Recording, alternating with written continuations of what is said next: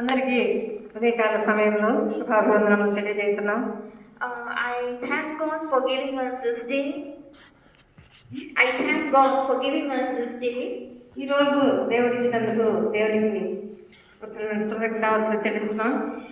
I'm going to start with a few important points which Lord Jesus wants us to do in New Year. ఈ కొత్త సంవత్సరంలో యేసుక్రీస్తు వారు మనల్ని కోరుతున్నారు, ఆయన మనం కొన్ని పనులు చేయాలి అని. The first thing is we must put Lord Jesus Christ first in whatever we do. మొట్టమొదటి విషయం ఏంటంటే ఏ పని మనం చేస్తున్నప్పటికీ ఆ పనిలో ముందు యేసు ప్రభు వారిని పెట్టాలి. It is mentioned in Colossians chapter 3 verses 17. కొలొస్సీయులకు రాసిన పత్రిక 3వ అధ్యాయం 17వ వచనంలో ఈ విధంగా రాయబడింది that we have to put Jesus Christ first in whatever actions or whatever deed or whatever word we do. మనము మొట్టమొదటిగా ఉదయాన్నే మరి ఏ పని చేయబోతున్నప్పటికీ ఏది చేస్తున్నప్పటికీ మొట్టమొదటి యేసుక్రీస్తు ప్రభువాన్ని మనం ముందు ఉంచుకోవాలి. And then he will help us and follow us before the actions which we have to complete. మనము చేయబోయేటువంటి పనిని అప్పుడు ఆయన పూర్తిగా కంప్లీట్ చేయగలరు. After putting Jesus Christ first in whatever we do, the second point is we have to reform ourselves and transform ourselves. మరి ఆయన రెండో విషయం మన నుండి ఏం కోరుకుంటున్నారంటే మనంతటా మనం పశ్చాత్తాపడాలి, మనంతటా మనం మార్చుకోవాలి. We have to do self-reflection and self-examination of our actions which we have done in last year 2024. 2024 సంవత్సరంలో 5 సంవత్సరంలో మనం చేసినటువంటి ఆ యొక్క క్రియలకు ఆ యొక్క పనులకు మనము పశ్చాత్తాపడాలి. In Lamentations chapter 3 verse 40 it is mentioned that the old is passed away and the new one has come. Lamentation యొక్క అధ్యాయంలో ఏం రాయబడిందంటే పాతవి గతించిపోయిన కొత్తవి వచ్చినవి. We must examine our ways and we must test our ways. మనం చేసినటువంటి ఆ యొక్క విధానాన్ని మనము ఆ మార్గాలను మనం పరిశీలించుకోవాలి. The third point is forgiveness and a new beginning. మరి మూడో విషయం ఏంటంటే ఈ యొక్క ప్రారంభంలో forgiveness and a new beginning. క్షమాపణ అనేది మనము తెలుసుకోవాలి. We must forgive people who have hurt us throughout last year. పోయిన సంవత్సరం మనకు వ్యతిరేకంగా మనకు ఏదైనా వారు తప్పు చేస్తుంటే వాళ్ళని మనం క్షమించాలి. And that will be given a new beginning. అదే మరి మనకు కొత్తగా మరి మనకి సంవత్సరం మొదలవుతుంది of our life. మన జీవితంలో It is mentioned in 2 Corinthians chapter 5 verse 17. 2 కొరింథీయులకు రాసిన పత్రిక 5వ అధ్యాయం 17వ వచనంలో ఏ విధంగా రాయబడినది? We must forgive others and the old has passed away and the new life has come. మన ఎదుటివారిని మనం క్షమించాలి, ఎందుకంటే పాతది గతించిపోయిన కొత్తది వచ్చిన కనుక. A new life has come. కొత్త జీవితం మనకు వచ్చినది. So we must forget the past and continue in the future with hope and encouragement. మనము గతించిన దాన్ని మనము మర్చిపోయి క్షమించి కొత్త దానిలో మనము మరి సాగిపోవాలి. And Lord Jesus is talking about new seasons. యేసుక్రీస్తు ప్రభువారు కొత్త విషయాల గురించి ఆయన చెప్తున్నారు. And new beginnings. కొత్త మొదలు పెట్టడం గురించి. He is talking about New Year resolutions. ఆయన మరి కొత్తగా ప్రకటించబోతున్నారు. With a new start. కొత్తగా మొదలు పెట్టబోతున్నాము. So in Proverbs chapter 7, in Proverbs it is mentioned that we must have a new way of life, a new beginning. సామెతల గ్రంథంలో రాయబడినది మనము కొత్తగా మన జీవితాన్ని ప్రారంభించాలి అని. He has told you to commit to the Lord and the work which you plan will be established. మరి మనము యేసుక్రీస్తు ప్రభువులో మనం నాటిన చెట్టు ఫలించాలంటే మనం యేసుక్రీస్తు ప్రభువు చెప్పినట్టుగా చేయాలి.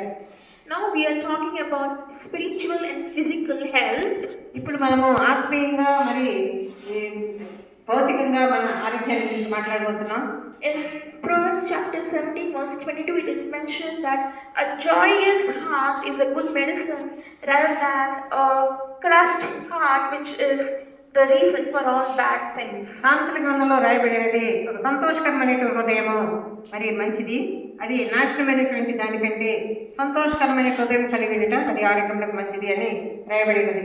My dear friends, we have so many diseases. మరి నా ప్రియ స్నేహితులారా మనకు చాలా వ్యాధులు ఉండవచ్చు. We have BP, we have sugar, we have other emotional and issues. BP, sugar, ఇంకా మానసికమైనటువంటి వ్యాధులు ఎన్నో ఉండవచ్చు.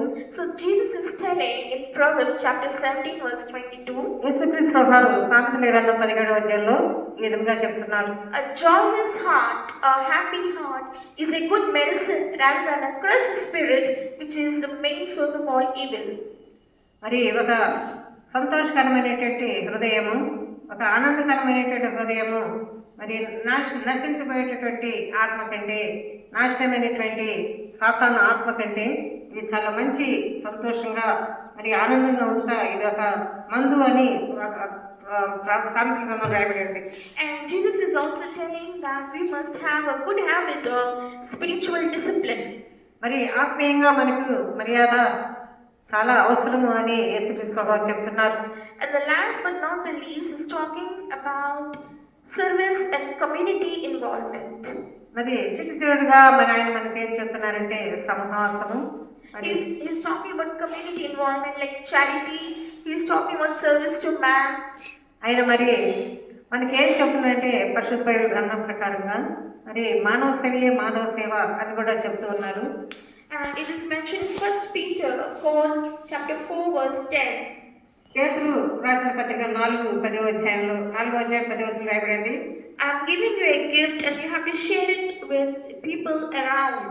మరి నేను నీకు బహుమానం ఇస్తున్నాను, కానీ దానిని మీ చుట్టూ ఉన్నటువంటి ప్రజలందరికీ దాన్ని పంచాలి అని.